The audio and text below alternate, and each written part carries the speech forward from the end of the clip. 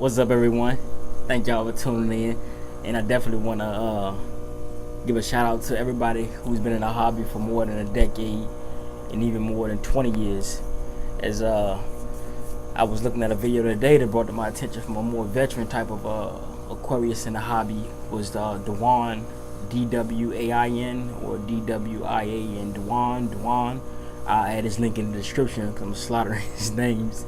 And y'all go ahead and sub him up, man. Thank you for paving the way and being a veteran fish keeper inside of the hobby. But I just wanted to bring to attention what this hobby has evolved to, and see our direction and what is this hobby to you, and where do you see yourself with this hobby progressing in years to come. So basically what this video is about is I want to become more knowledgeable. I'm seeking knowledge in general for how this hobby came to par and how it has evolved with the accessories, how it has impacted the world inside of the homes, as in how many homes are interactive with the aquariums, with the families, the storefronts, establishments, how aquariums, if you go out the places, you're starting to notice they're everywhere. And I just became curious as to how this hobby has done so well and how is it continuing to grow, because this hobby has been here since 1853. This is over 150 years ago, and I'll tell you a little information about that in a second. When you get where I'm going with this is more or less, you can go back 5 years on YouTube and watch videos from different people. I've seen IFG out here 5 years, different videos, older videos. Jay Wilson has been out here for a while. You have Mabuna Marcus, who've been out here for a while. Like 5+ years. There's a lot more hobbyists out, but I didn't focus my research more or less on those people. But definitely those are some people who is in the hobby and who is known in the African cichlid community or fish keeping hobby in general, that has brought a lot of knowledge and expressed a lot of different experiences. And I want to amend people who have been in the hobby and who have paved the way and who have left documentary on YouTube and other outlets and Google, Facebook, or blogs, or those type of resources for us newer people to come in. For I've been in this hobby for a year now. Will it be a year coming up on the 2nd of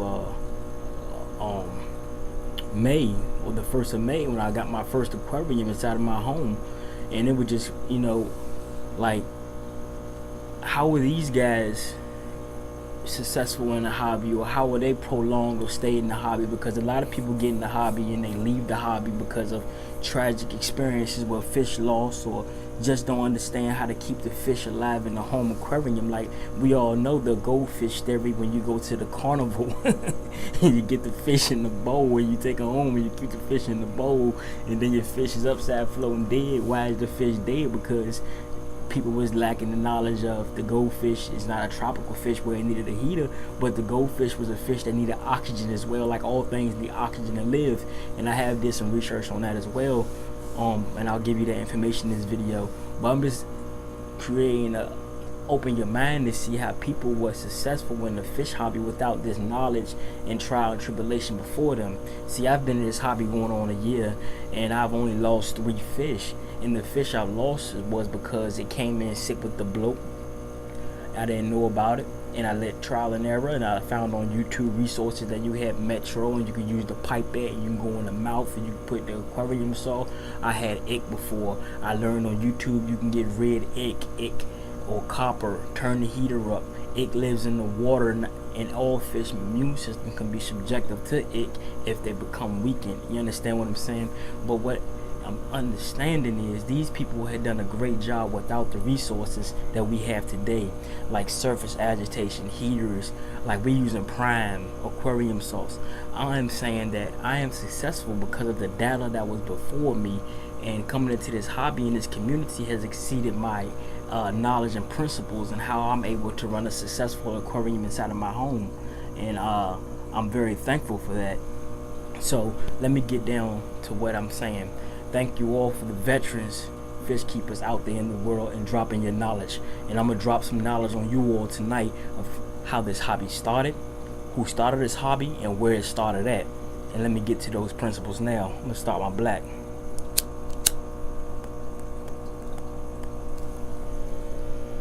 Now, I wrote this down on some sticky pads, just doing some research, so you bear with me while Alright, so when I researched when was Wavemaker's first issue, it was April of 2003. A Wavemaker was first issued for saltwater circulation. The aquarium principle was fully developed in 1850. Okay, so in 2003, the Wavemakers was issued. It was basically for the saltwater aquariums for circulation, and it has progressed all the way in this hobby to now.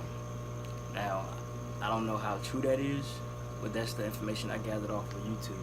So that is amazing how circulation has become known inside of the hobby since 2013 to now. Okay, so I also Googled and I wanted to know, when did the aquarium become popular inside of the world? So the aquarium principle was fully developed in 1850 by chemist Robert Warrington.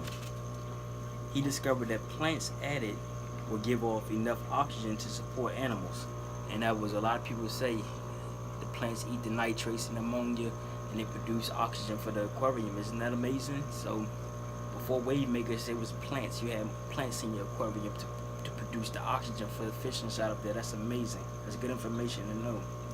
And it said, so long as their numbers do not grow too large, the aquarium will be fine. The aquarium craze became so popular after this research from this guy was launched in early Victorian England by Goose, who created and stocked the first public aquarium at the London Zoo in 1853. This is over 100 years ago, 150 years ago, over. I mean, you do the math. 1853, and published the first manual for the aquarium for success, unveiling the world of deep sea is what they called it in 1854.